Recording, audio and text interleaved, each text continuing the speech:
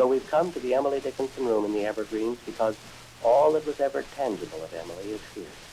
The whitewood cradle she was rocked to sleep in over 100 years ago. Listen as it rolls and rocks by this hearth where she stood so long ago.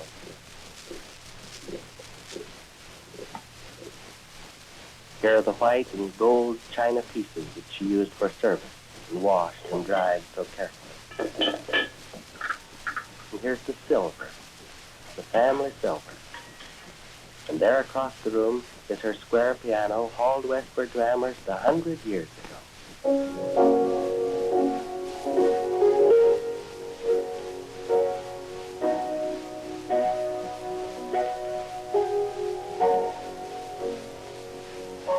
But lastly, by the wall stands the low cherrywood chest of drawers in which were found Emily Dickinson's poems after her death.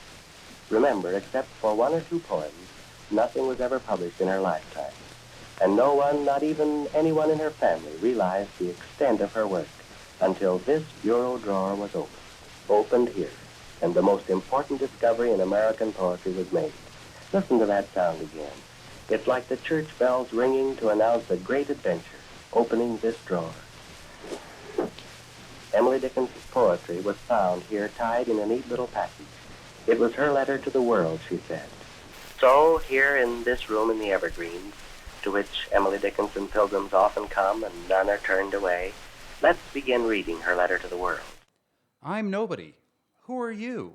Are you nobody too? No, I'm Khalees Smith. And I'm Monty Belmonte. So there's a pair of us. Don't tell, they'd advertise, you know. How dreary to be somebody. That first somebody you heard was broadcaster Ted Malone from WJZ Radio, based in New York City, from May 19th, 1940, broadcasting from this very room inside the Evergreens at the Emily Dickinson Museum in Amherst. Just like we're doing right now. Yes. Welcome to the Fabulous 413.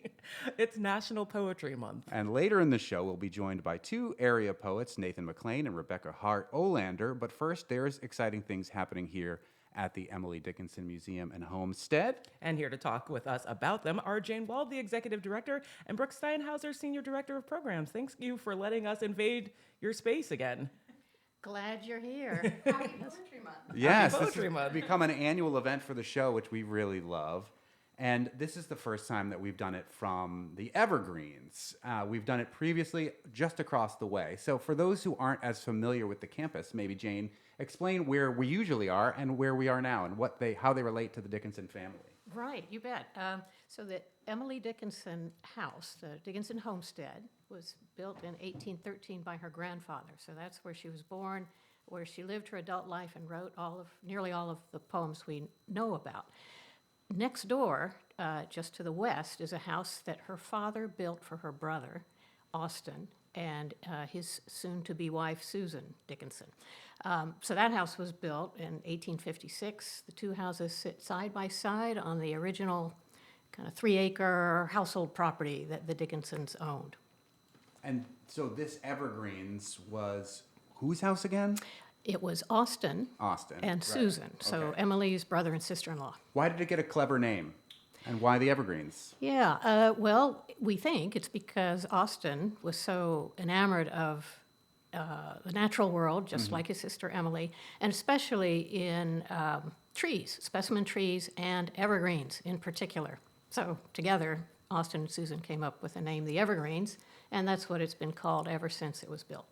So we started this show out with that clip from a radio broadcast from this room and from this whole building from 1940. But this is a relatively recent discovery for the museum, or have you known about this recording for a while? How come we haven't heard about it until just this week? Actually, Monty, Brooke? when way back in the day when I was a tour guide, we used to play this recording cool. for our tours. Nice. For the longer tour, we had a little more time to play it than we do now.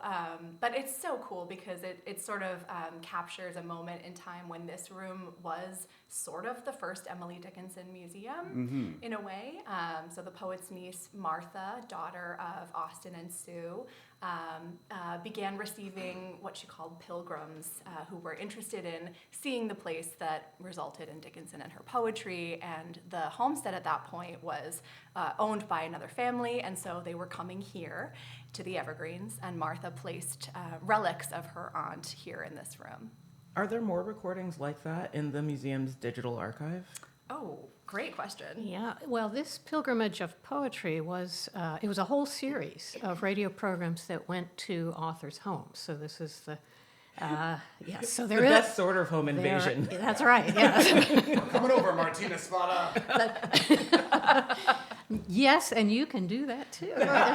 You're the new poetry singer. Oh no! We're pilgrims of sorts, I suppose. But we are here at the Emily Dickinson Museum, so we are doing what they did in 1940, which is funny because in that clip he talks about 100 years ago this is what was happening, and now we're practically up to 200 years ago Yeah. since Emily Dickinson was doing the work she was doing. Woo! Yeah. Speaking of, let's hear a little bit of one of Emily Dickinson's poems. It looks like you've brought one, Jane. I've brought one, but Brooke has brought nearly 1,800. So Brooke brought them all. All of which we'll share with you right now. No! That's a different festival. That happens later in the year. Yes. Yes, come for our marathon reading in Yeah. September. So I'll start with one about spring, since it is such a beautiful day outside, a gorgeous day.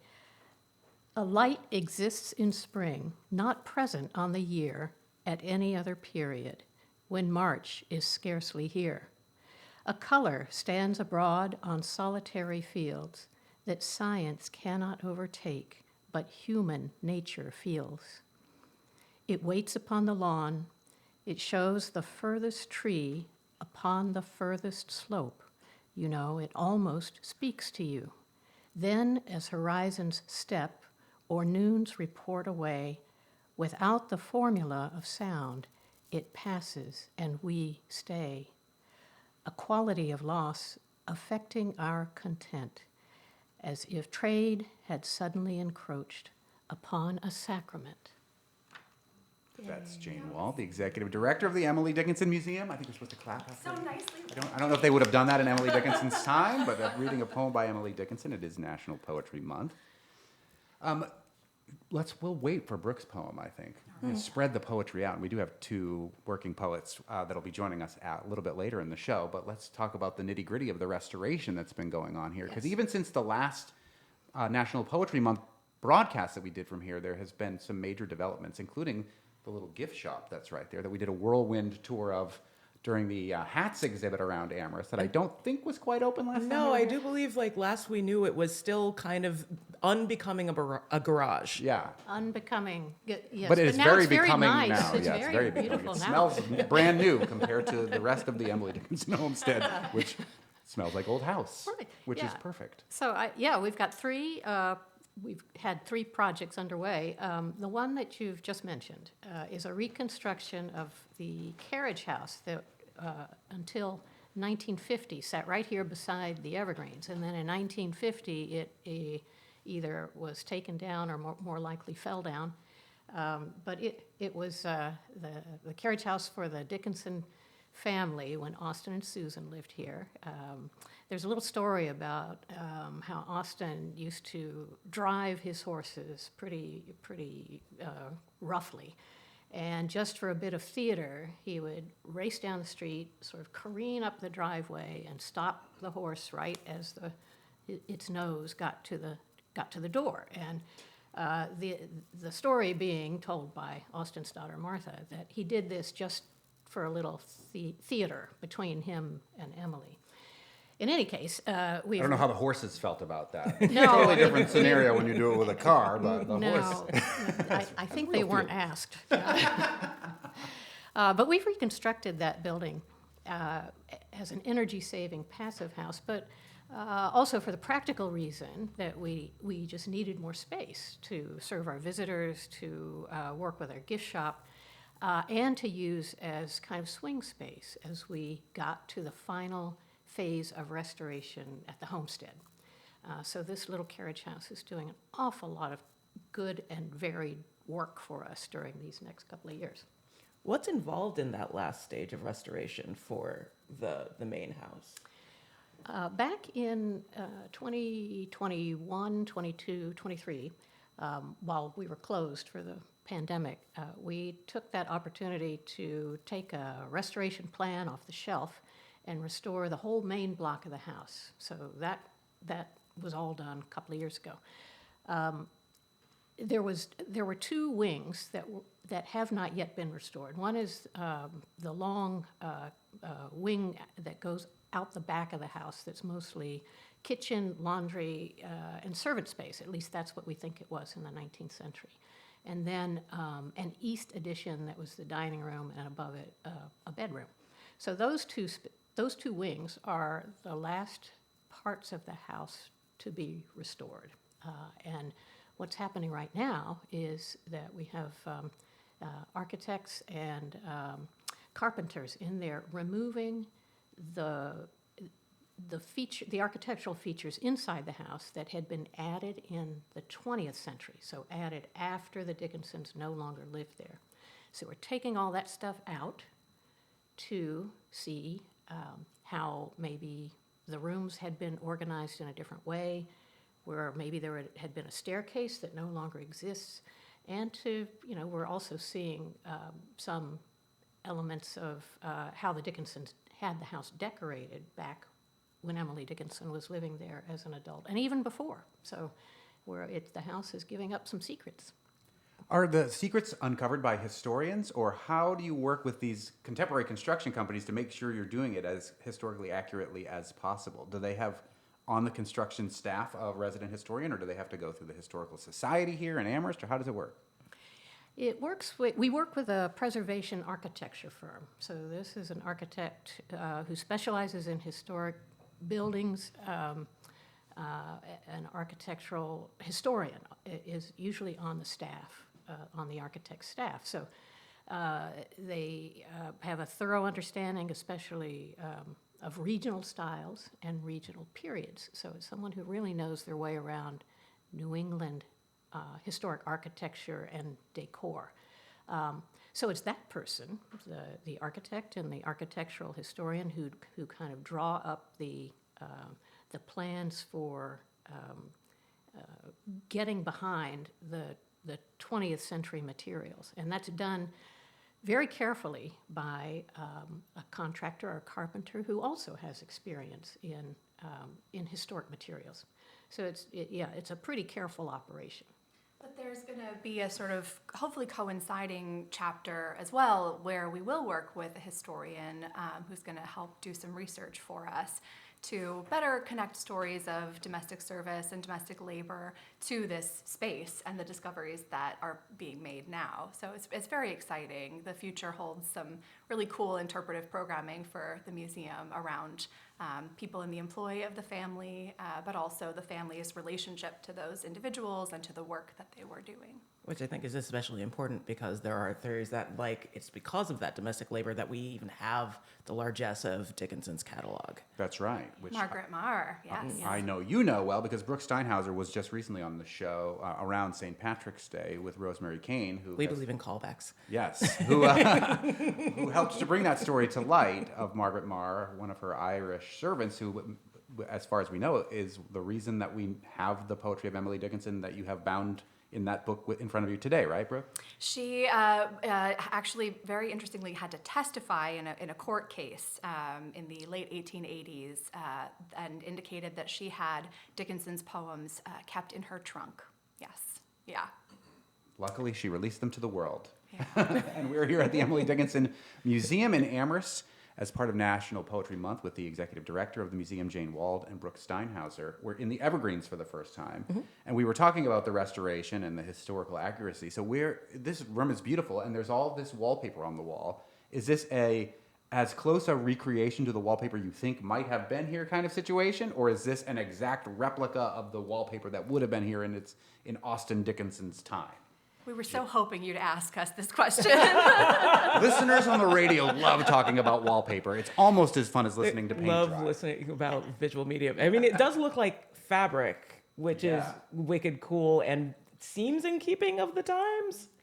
Yeah, it's certainly a common type of wallpaper from this period, which is right around the turn of the 20th, so it's late 19th century, early 20th century. But to answer your question, Monty, it's actually option 3. So it's neither. None of the above. None of the above. We had this really unusual opportunity because the family, the Dickinson family, and then the people who lived at the Evergreens after the Dickinsons. So this is a woman named Mary Hampson and Alfred Hampson.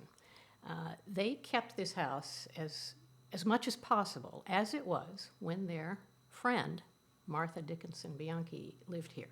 Martha Dickinson Bianchi kept this house as much as possible as it was when her parents, Austin and Susan, lived here. So we have this kind of legacy, a chain of inheritance of the house pretty much as you see it, mostly in order to maintain the Dickinson family literary and civic legacy. But what you're seeing around you in this room is it's actually original wallpaper.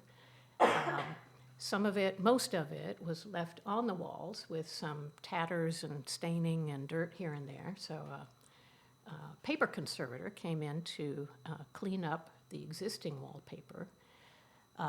She removed pieces that were failing from the wall, took those and cleaned them separately. But then we just happened to have, I guess that's not quite the right word, happened to have, what the Dickinson family left for us were 20 unused rolls of wallpaper, of this very wallpaper. Nice. So, Dead stock. So, Right, for hoarders like our family, leave that stuff in your basement if you become famous someday. I don't know. Future historians want that. I don't know if that's the lesson we should be teaching here. Oh, it's a lesson that we've benefited like from, not at in the least. cellar. Put it in a leather trunk and Okay, put good. it up in the attic. Which is That's what they did? That's There we what go. they did. Preserved well. And I mean, it looks gorgeous. It looks like from its time, but the quality of it is very high. It's not peeling. It looks wonderful. Yeah. You can't. You really can't tell the wallpaper that was already on the wall and cleaned up from the wallpaper that was in an unused roll and now it sits up on the wall. You didn't have to it's age all it of a outside and piece. make it look.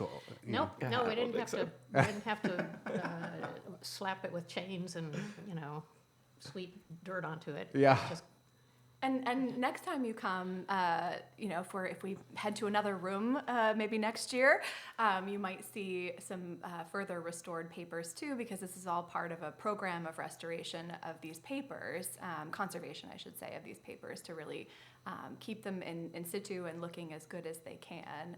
We're working with a really cool paper conservator who has a studio up in Bellows Falls, Vermont, who works with Jane and with our collections manager, Megan. And we're staying open while this is happening. So when you come for a tour, you might actually see Carolyn working away on conserving some papers. It's cool. Oh, that's All of awesome. those specialized jobs are always fascinating to me. Yes. Yeah. The restroom in the Evergreens still not online yet, though. Got to go to the gift shop for that. Learned this the hard way. So there's a lot of work that's still being done here at the Emily Dickinson Museum. Although I do love the fact that, we've got some old furniture, an old typewriter that says, please do not touch, or I would do what that Ted Malone broadcaster did at the beginning when he was playing with the piano and go and type on the typewriter so you could hear it. But you also have old furniture. Whose idea was it to put the pine cones on the furniture so that no one would sit on it? Yeah, if I- you decide to sit on the furniture, you're gonna get a I surprise. was caught to having stolen that from English Heritage, which is a preservation organization in England. And I went there and I thought, that is too brilliant. But clearly I forgot to put one on the toilet. Sorry, Monty. No, I didn't try to use the toilet. I was told by Patrick here that I must go across the way to the brand new bathrooms at the gift shop, which is, they were wonderful. I mean, I just want to see pine cones on the toilet now. It's perfect because it's the Evergreens, I guess. Although, But yeah, no, it is Pine perfect cones in on- that way. yeah, I guess I'm really grateful to Patrick. Thank you, Patrick. yes, we're all grateful to you, Patrick, who also helped set this all up. So thank you for that. Brooke, who is the Senior Director of Programs here at the Emily Dickinson Museum, before we start talking about some of the upcoming programs, even things happening this week, maybe we'll hear another Emily Dickinson poem. Oh, sure. So I thought because you were playing that wonderful radio cast and I remembered them using the phrase, "This is my letter to the world," I thought I would go ahead and share that poem. So this is a well-known one and I think a favorite of many. It goes, "This is my letter to the world that never wrote to me the simple news that nature told with tender majesty. Her message is committed to hands I cannot see. For love of her, sweet countrymen, judge tenderly of me. Brooke did that from memory. Book was open just as an assist, but Brooke is a seasoned performer on the Strata. That poem's interesting to me because, whenever people think about Emily Dickinson, they think the last thing she wanted to do was send a letter to the world. Yeah. So how do you read that poem? What do you think she's trying to say with that? I actually really do love this one. I mean, sometimes the old standbys can feel like a little overdone, but I actually just really love this one because I think about it a lot in the work that we do. We are the hands that she cannot see who are, responsible for her legacy and sharing it with the world. I think that this is one of those sort of classic Dickinson poems in which she states something very clearly, but then you have to wonder how seriously she means it, right? When she says, this is my letter to the world that never wrote to me.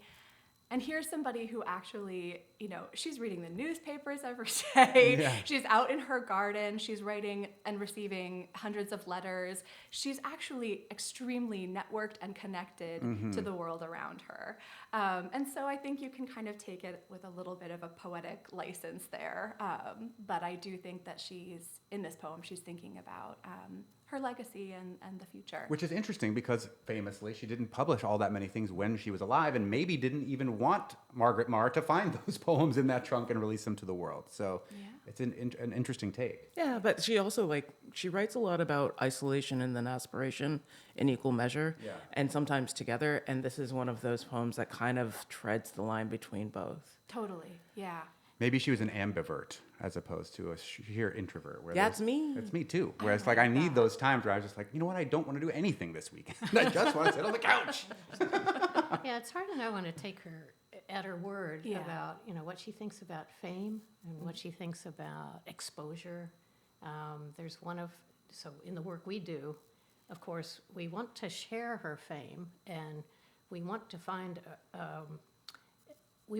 permission from her to do that. Yeah. So there is another one she wrote that sort of, I don't know, I've always thought of it as a little bit of a permission slip for us, where she writes, fame is a bee, it has a song, it has a sting, too, it has a wing. So in that one, you can sort of see, okay, well, here, you can take, my poetry can take flight. Yeah.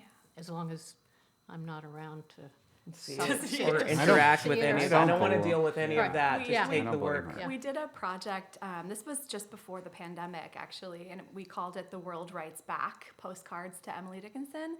And we invited folks from around the world to send in postcards. We received almost 2,000 from, I can't remember how many countries, but it was enormous. And it was all based on that poem. And they came from school children. They came from longtime readers. Some of them were hand illustrated. We still have them. And there's actually a digital exhibit on our website of them, which I still look at sometimes because That's it wonderful. just warms my heart. So cool. We're at the Emily Dickinson Museum for National Poetry Month. Brooke Steinhauser, you are in charge of the events here, and even this Thursday, the Phosphorescence Contemporary Poetry Series will be here. Tell us what that series is and who to expect on Thursday. Yeah, so we do this basically every year now. This is a long-running program for us, and we had always had a sort of tradition of poetry readings on site, but we took it virtual during the pandemic. This is a hybrid program now. Sometimes the poets are able to come and read from the Dickinson Parlor, but we're always live streaming to our global audience. We have an amazing lineup this year. There are, there are 6 events, and there are 2 to 3 poets for each. There are some local poets, one of whom you're going to hear from later today. There are also some poets who are sort of more emerging, and then there are some poets who are recognizable names in the world of poetry, like Jane Wald and Amy Nizuka Matatiel and Esther Lynn. So it's going to be a really good year for Phosphorescence. We do it once a month on Thursdays, right on through September, starting here in Poetry Month on Thursday. Yay. You've also got a way to open the grounds up to folks, especially now that spring is really springing in earnest, including a garden day and a poetry walk coming up in early to mid-May. Yes, we do. And that's another, actually, the length of that program that has been running predates the museum, which is pretty cool. It really started with a Dickinson scholar and sort of local friends who began doing this sort of walk each year to commemorate Dickinson's death on May 15th, 1886. So every year on the Saturday closest to that date, we we've got stations around town where we can talk about sites of significance or moments of significance in Dickinson's story. And as you walk from site to site, you can learn more and then read poems out loud. Ultimately, everybody gathers at West Cemetery where Dickinson was buried.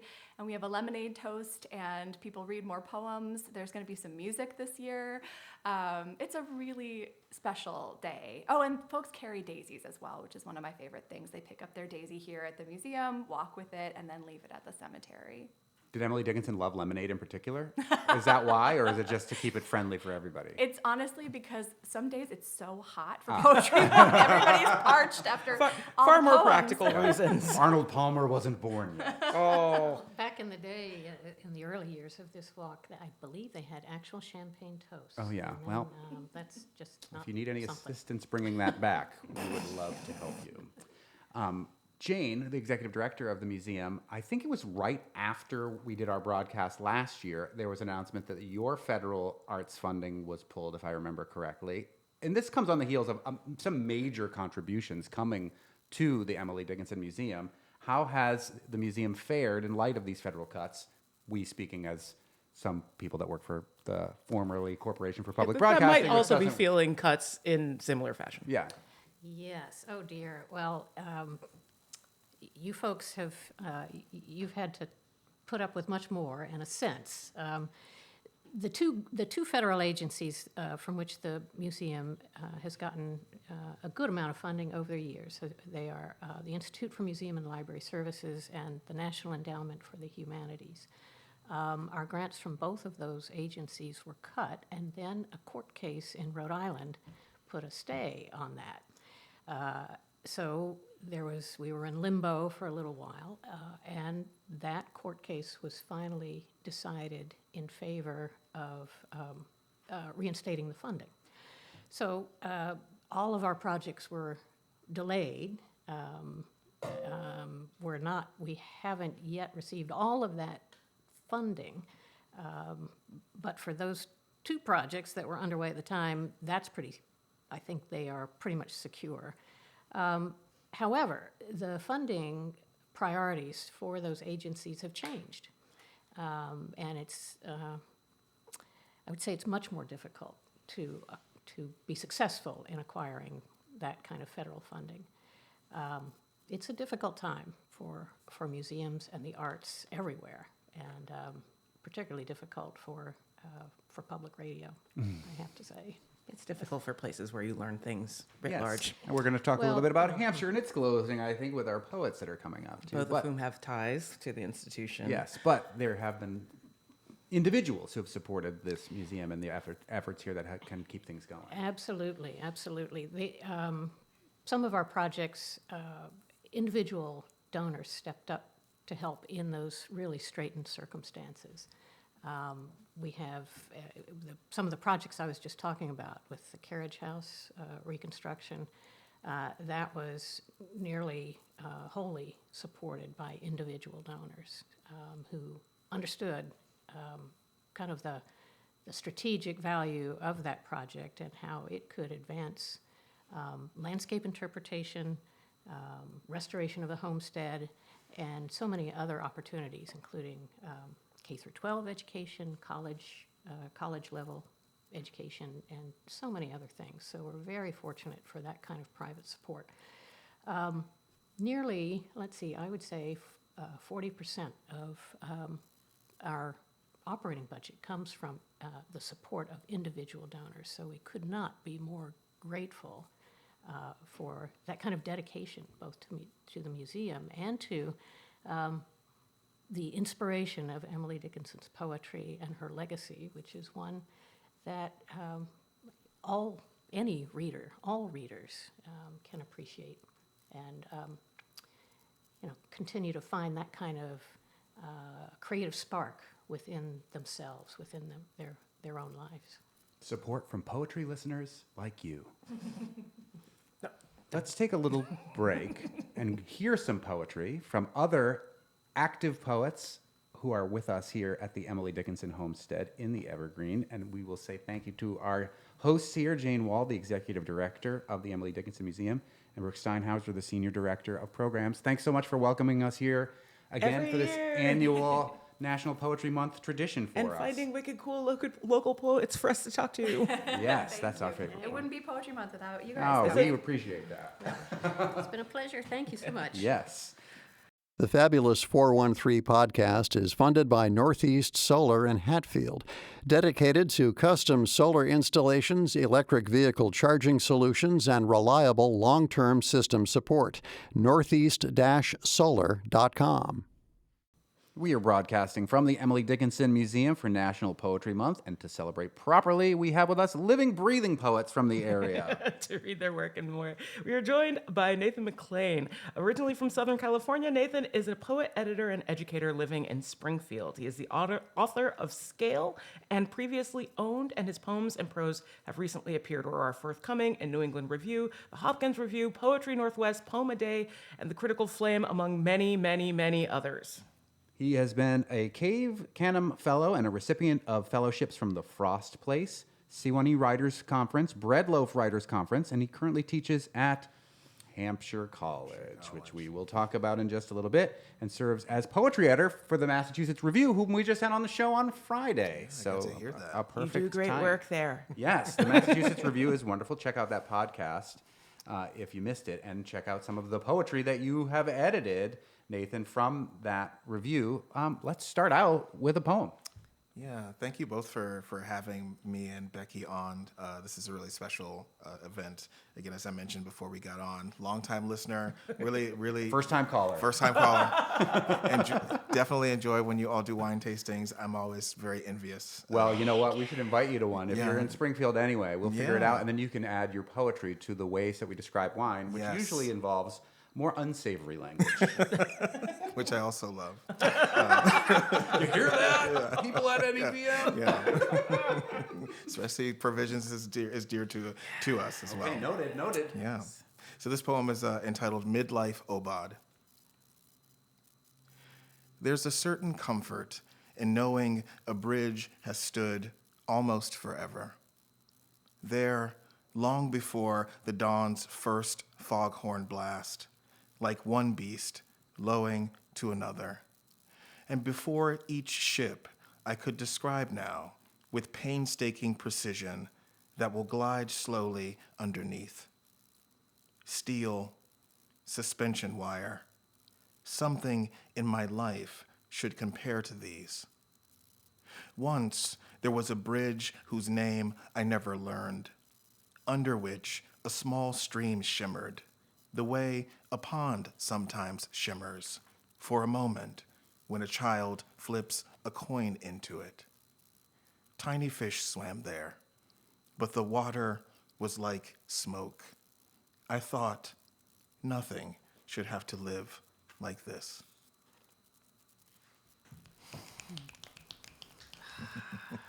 Beautiful work from Nathan McClain, who is here with us in the Evergreens at the Emily Dickinson Museum for National Poetry Month. So your first book, Scale, does a lot of work centered around your father. Yes. And you find yourself now a father. Yeah. How has that changed your perspective of fatherhood in your work? Yeah, I really appreciate certainly that question. One of the things that I often am telling my students is that poets typically only write about like two things. I was like, for all of our bluster, we really only write about love and loss. Like those, we're so interested in permanence and impermanence. And between the writing of poems for Scale, which is funny, I thought when I started writing poems for that book, I started writing that in grad school, and my first advisor, his thought was that he wanted to, as he would say, test my aesthetic. He was curious if I was writing poems because of the people that I'd read as an undergrad, or if I was writing the poems that I really should be writing. And so when all of these father poems started coming up during our time together, I was shocked because, I was in my early 30s at that time. I thought, for sure, I don't have father issues at this point. Like this should be long gone.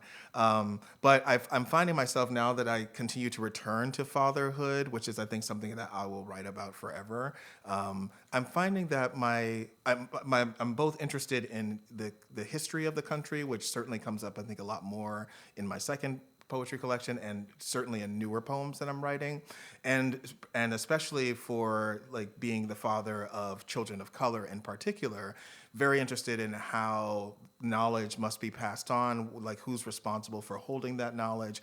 And I think one of my greatest fears as I'm working through and being a father, my children are currently 4 and 2, that at some point, especially being a Black man in America, and my children being Black children in America, that there's a point that comes where I will have to sort of like be responsible for kind of like breaking their wonder, or really taking that sort of like sense of innocence and imagination from them, and with under the guise of like trying to keep them safe, or at least wanting to keep them safe. It's the moment of the talk. Exactly. Yes. The talk, as it's called. And so that's something that I'm constantly thinking about. And but I love to have these moments and to celebrate these moments in my poems where I'm just able to be picking raspberries with my kids, or being in the backyard with them, without necessarily hearing all of the other sort of overtures that can and all of the underlying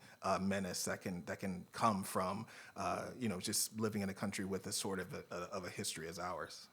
Similarly, you have a series called Love Elegy, and some of the poems in that series were not originally in or named Love Elegy, and they came to be a part of that. Talk about shifting your work that's already done to fit other purposes. That was something that, especially during writing the editing process of my first book, I learned so much. I had some conversations with my primary editor, but there was so much that I learned, and I'm sure that Becky would have certainly some things to say to this as well, being an editor of books. But there's so much that I learned during the copy editing process, that there was a way that as a reader is moving through the book, that there could be details, that there could be like these thematic sort of structures that end up also guiding the reader to a certain extent, that there would be opportunities to call the reader back to a certain idea, be it the love elegy, or be it certain details that can show up, like the image of a dog shows up quite a bit in scale, and the natural world is a prominent part of Previously Owned.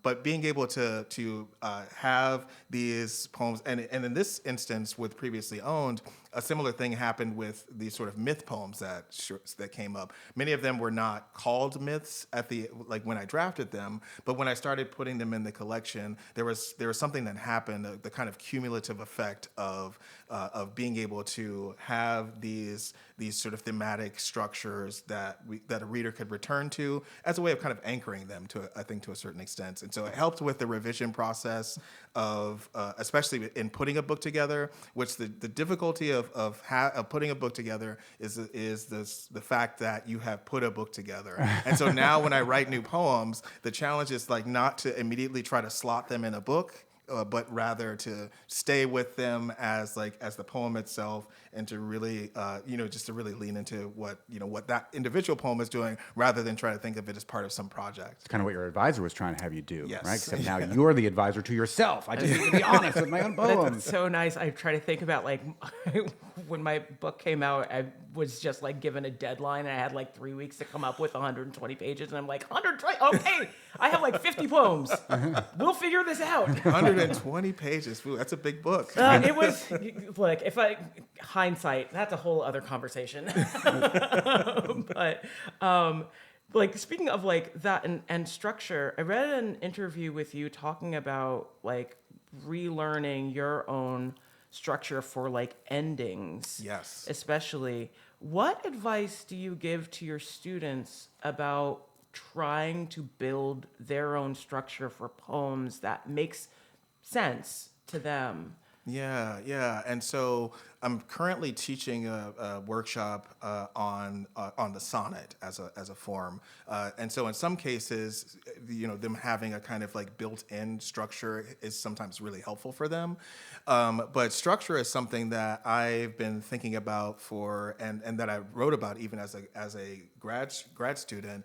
Largely because one of my advisors or both of my early advisors would constantly write on my poems when they sent them back to me that this didn't seem to be the right ending. This ending doesn't work. Where did you come up with this? And so as I started reading and thinking about it and writing about like how poets come to their endings, I started to discover that there really had to be something in the poem structure, and by structure I simply mean like the order of information as it's released to the reader. Why start with this sentence and then why move on to this sentence? And for my students, I'm often telling them that there may be something earlier in the poem that you might return to, or that might be setting the reader up to arrive at something that can feel ultimately inevitable for the poem, but you as the craftsperson have meticulously gone through the process of actually like setting up with deliberation and with purpose. All of which I try to remind my students that all of which will often happen in revision. That it's not, when we see poems that are polished and that we're reading from other poets, they didn't just do this one draft in. They're thinking about it. They're asking questions of the materials that have arrived, trying to figure out what's there, and then really utilizing poetic tools and techniques to try to lift the poem's ultimate intention to the surface. That is poet Nathan McClain, who joins us here at the Evergreens at the Emily Dickinson Museum in Amherst. It's National Poetry Month for most of the rest of the week. Let's hear another poem. Wonderful, thank you. This is Obad, ending with a pacemaker. It's so easy from the hotel's 12th floor to see the sheet of ice splinter, then drift like continents on the river. From this height, the snow flurries, doesn't seem to fall at all. Maybe it's the trucks delivering meat packed in salt, I imagine, gliding slowly along that make me think back on the La Brea bakery truck driver whose heart quit at the intersection of Melrose and Western. Paramedics listened to his chest, blew and blew into his mouth before he was wound to a stretcher, rushed away. The truck, all its freshly baked baguettes, left, and I was almost certain stolen. Who knows if anything can really be saved? Not you or me, not the heart, unreliable little engine it is.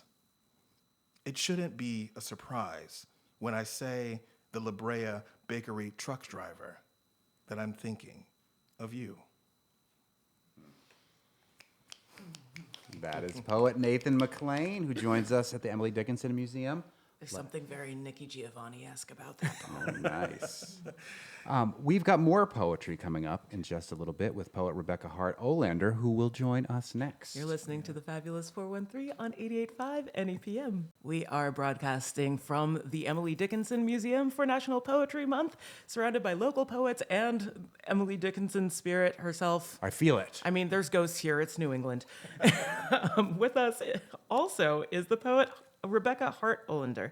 Rebecca holds a BA from Hampshire College and an MFA from Vermont College in writing. She's taught at Smith College, Amherst College, and Westfield State University, amongst others. Currently is teaching in Wilkes University's graduate program in creative writing. She's the director and editor at Perugia Press, a nonprofit feminist press that, is it Perugia? Perugia Press, a nonprofit feminist press that publishes one beautifully designed book each year. The winner of the Perugia Press Prize, our annual national contest for first or second books of poetry by women. Her latest work is Singing from the Deep End, which has just come out from Cavan Carey Press. Congratulations. Yes, congratulations. Thank you. Let's start with a poem from you, Rebecca. Fantastic, thank you. I just want to give thanks for being here at the museum on the grounds of, at the Evergreens, but on the grounds of one of my favorite places. When this book arrived on my porch, my author copies, I was heading over to do a program called Mild Nights at the Emily Dickinson Museum. And that's where you can spend time in one of the rooms over there writing and reflecting. And I got to be in Emily Dickinson's mother's bedroom, Emily Norcross Dickinson. And I got to bring this book right fresh out of its box and sit it on Emily Dickinson's mantle and take a picture of it. So the kind of entry into the world of this book coincides with this museum and this place. I'm going to read a poem that touches on Hampshire College. This book is a lot about mothers and daughters, my mother and growing up at the beginning, my own mothering at the end. The middle section is called the Jerica Poems, and it's for my best friend I met in our first year at Hampshire College as roommates. And this poem references that. She died in 2020. Winter Trees. 30 years since Jerica and I earned Monadnock's rocky summit, popping blueberries into our mouths, sprawled in a dirty pile of newfound friends after a pre-college trip. We were close to virginal, hung movie star posters, had some guy named Ted pierce the cartilage of our upper ears with ice and a needle in the dormitory lounge. We braced for pain, for beauty's sake, playing at being grown.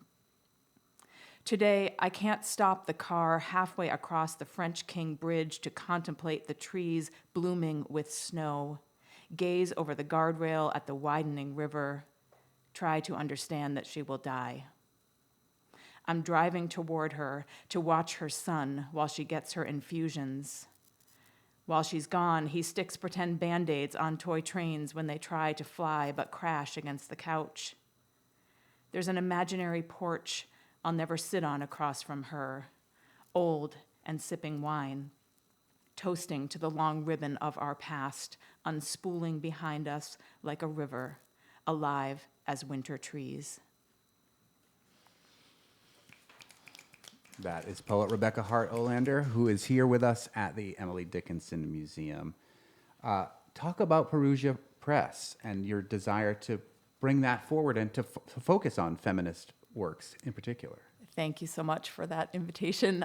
We are going to be 30 years old next year. Congratulations. Thank you. The press was founded in 1997, founded in Florence, Massachusetts. We're a local based press, but we're a national press. We're a micro-feminist press, so we put out one book a year by an emerging woman poet, which is inclusive of gender-expansive identities.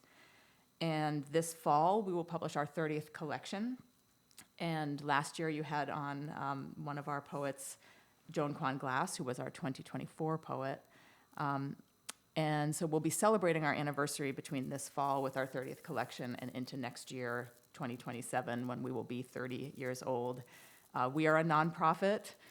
We have a lot in common with the Emily Dickinson and with NEPM in terms of this being a tough time for the arts, for a nonprofit. Poetry is the undersung, literature, art, perhaps. So Much like music itself, everybody wants it. Nobody wants to pay for it. That's right, And yeah. nobody understands the work that really goes into it. 100%, yeah. So I just invite folks, I hope you know who we are already because we live here and we were founded here, but learn more about us, perugiapress.org. We're going to be celebrating this fall with a couple of virtual readings, showcasing all of our 30 poets, even those who aren't in the world anymore. There are a couple of those. And then an in-person event next spring and all kinds of exciting opportunities and fun things to shout out about poetry and our poets and our poetry community. So I hope you'll join that community and celebrate with us. Does editing other people's work make it easier to revise your own? Yes, I would say so, because just experience and time. But I want to kind of call back to Nathan's answer about copy editing, because I wonder if maybe even being edited also. I want to shout out my own copy editor, basically, a woman named Joy Arbor, who worked on both of my Kevin Carey books. And she created these style sheets for the book, which I don't do for my own poets. But it was just incredible to sort of you can map the language that you're using and the vocabulary and the cultural references, and kind of realize the vocabulary of your own book through doing that. So certainly being edited helps me with that. I think what I love about being a poet and being part of running Perugia, being the Perugia editor, is wearing that poet hat, so I know how it feels when you submit your work, when your work is rejected, which obviously happens to all of us, when your work is interacted with an editor. I think I bring that, the poet hat to that process when I'm working with my poets. Well, before we hear Rebecca Hart Olander's next poem, I'll remind you that the Fabulous 413 is funded by Hartford Symphony Orchestra, presenting Mozart and Mendelssohn, including Mendelssohn's Scottish Symphony and Mozart's Clarinet Concerto, May 8th through 10th. Details at hartfordsymphony.org, and by the Hartsbrook School, offering a Waldorf curriculum featuring academic inquiry, the arts, land stewardship, and a culture of compassion for students in pre-K through grade 12. Learn more at hartsbrook.org.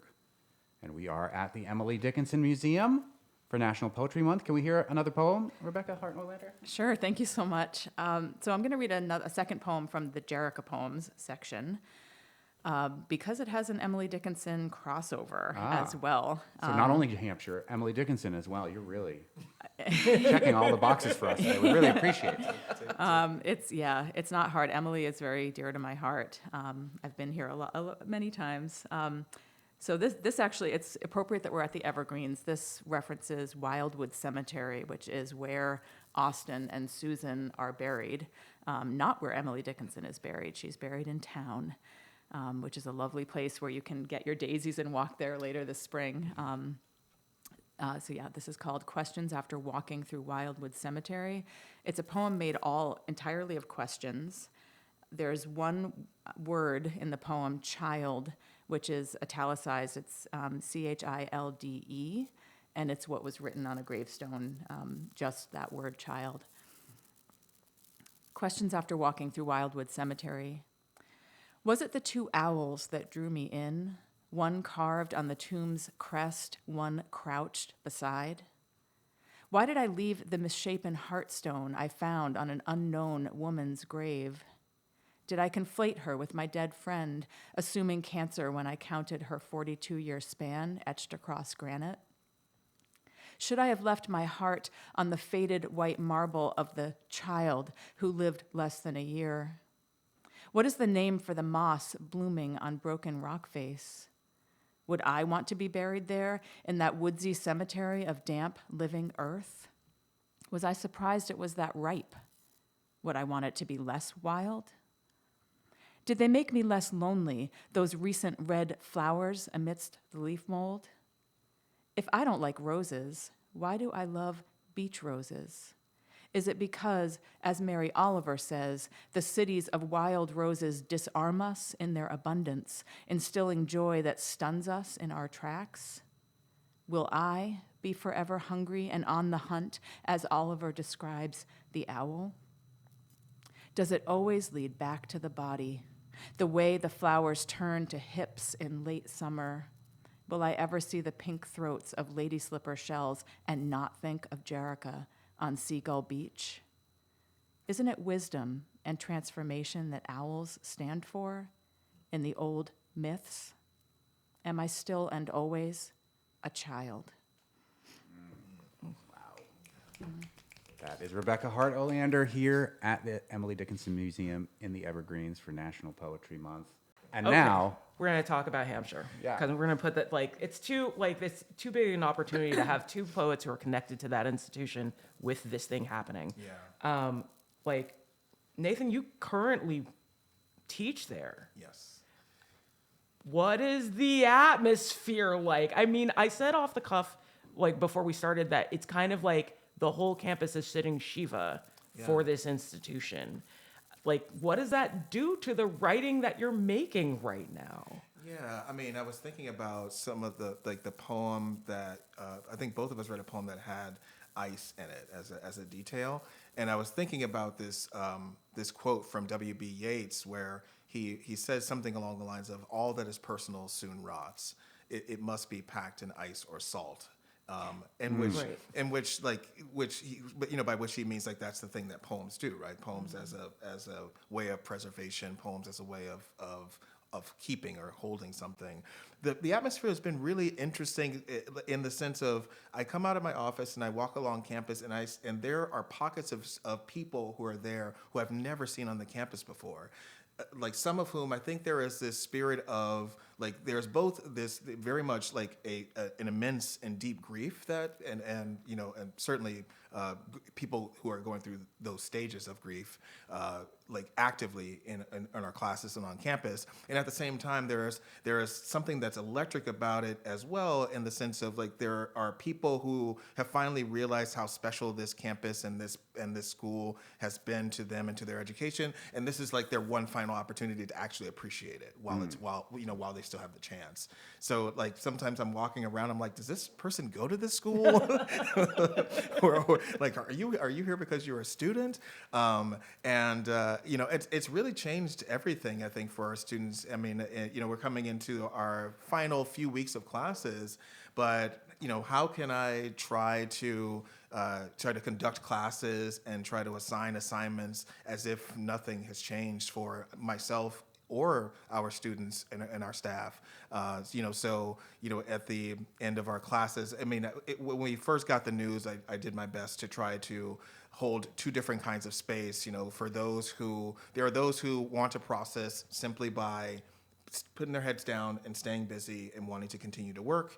And I wanted to honor people who wanted to process in that way, but also wanted to honor people who needed to really sort of vent out their, like how they were feeling, vent out how they were, vented out like emotionally, whether they burst into tears, whether they wanted to, I mean, these are all coming up and now in my students' sonnets, like the loss of Hampshire, and then also for many of them being some of the final students who will graduate from there as well. It's amazing though that they have poetry at their disposal as a tool to deal with that. I mean, not everybody feels like they can access that part of themselves. So, you've given them that opportunity. So. Very, very much so. I mean, and I would imagine that for you, Rebecca, that maybe it's like, I mean, I don't know how things were for you when you first heard the news, but I mean, and I'm sure that you're probably still processing how that from. And that's Nathan McClain asking Rebecca Hart Olander, who was a student there. Yes. Yeah. Quick question. When you said when I come out of my office, is your office in Emily Dickinson It Hall? is in Emily Dickinson Oh, Hall. Just wow. saying. Yeah. So there you go. There Yeah. you go. Thank you for that plug. Yeah. I mean, Emily Dickinson is just so wrapped up in my time at Hampshire with Emily Dickinson Hall is where a lot of the humanities happen on campus. And I was first introduced to her work in the homestead when I was here. I took a class as a 5 college student at Smith called 5 Women Poets, and that's where I first seriously studied her letters and poems. In terms of processing, I mean, I was in California when I heard the news. I heard the news from my daughter, which was actually fitting. When I graduated from Hampshire, I walked across the stage with a 5-week-old baby. Aww. So I was pregnant my last year of Hampshire. I was studying poetry for my Div 3. That's your senior thesis, your final project, and I was a poet then. And my daughter is very inextricably linked to Hampshire for me because she kind of happened there. My best friend and many other friends as well. So she texted me, and I was away, but I was about to be walking this labyrinth on the Marin Headlands in the Bay Area, north of San Francisco. And of course, what did I meditate upon losing and letting go? But Hampshire in the labyrinth. You're supposed to let something go, I think. You hold something and bring it to the center and let it go and then walk out without it. I'm not walking out without Hampshire. My primary, I haven't fully processed it at all. I've been talking to a lot of friends and the folks I've mentioned, but my primary feelings are sadness and also gratitude to have been part of this amazing maybe experiment that lasted for a while, and it does feel like it's paralleling the experiment of our democracy in our larger country and how that's being challenged, and I don't like to think of this failing. I don't No, Yeah, I don't think. I wouldn't or being consider it as over. failure. No. You know. Yeah. I mean, it's been truly a gift. I will say. Like I have to remember that I started at Hampshire in the fall of 2018. The following year is when there was a first decision. crisis. Yeah, the first crisis. And so I was like, oh, this is great. We just got here. And you're totally inextricably tied to Hampshire to me too. Yeah. I met you at a Div 3. You were Jenna's Yes. Div 3. It was my first Div 3 at Hampshire. Had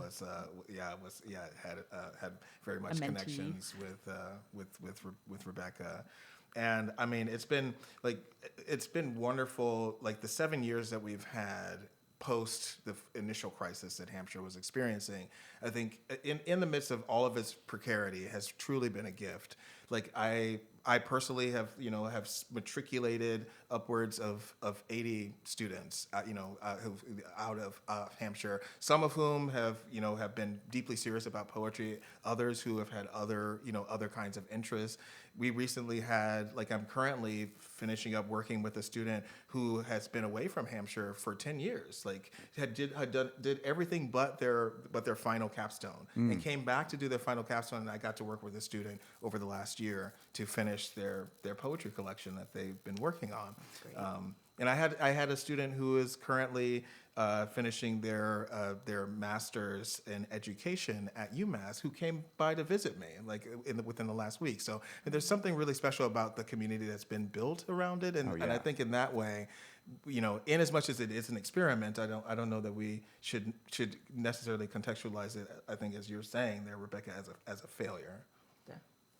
But it will be a huge loss, and we will mourn it. And who better to help us mourn it than the poets who have helped us? Yeah, we will. I'm sure we will chronicle it, and I'm sure the poets who are coming out, who have already come out of Hampshire, and those who will come out of Hampshire, I think will also be, it's chronicling the lived and learned experiences that we have is the job of poets.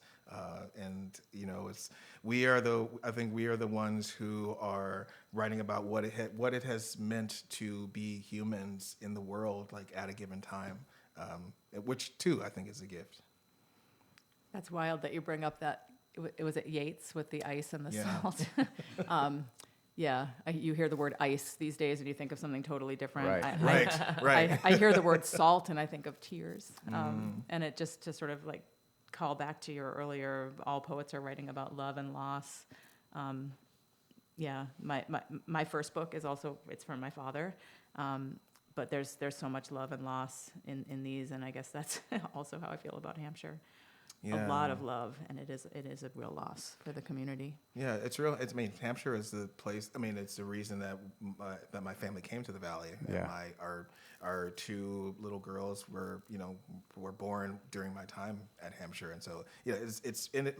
I'm inextricably tied here to a certain extent, even despite what happens next, or where I go, or what I decide to do. I'll just never be able to forget this place. I think, as you were mentioning, despite going into the labyrinth, maybe even with the intention of letting something go, there's some things that I think you just always carry with you. Perfect. Thank you so much for sharing that with us and with our listeners, Nathan McClain and Rebecca Hart Olander, both wonderful poets with connections to our beloved Hampshire. Thank you so much for celebrating National Poetry Month with us from the Emily Dickinson Museum. Thank you for having us as part of your newfound tradition. I love it. It's the best. And Rebecca, you can come to our wine tasting. Thank you. I'll come to Nathan Springfield as well. too. We'll have Amazing. poetry and We're not- provisions. I yes. love it already. More poets at more things that we do, period. Yeah, I think so. Tomorrow on the show, we'll be talking to local filmmakers about the film screening at the Greenfield Gardens Cinema that has to do with dementia called Watching Mr. Pearson. Also, we'll talk with jazz musician Madeline Peru, who's coming to the Hope Center for the Arts on Wednesday. And another former Hampshire professor, Mr. Universe, Salman Hamid. We'll see you tomorrow on the Fabulous 413. Thank you.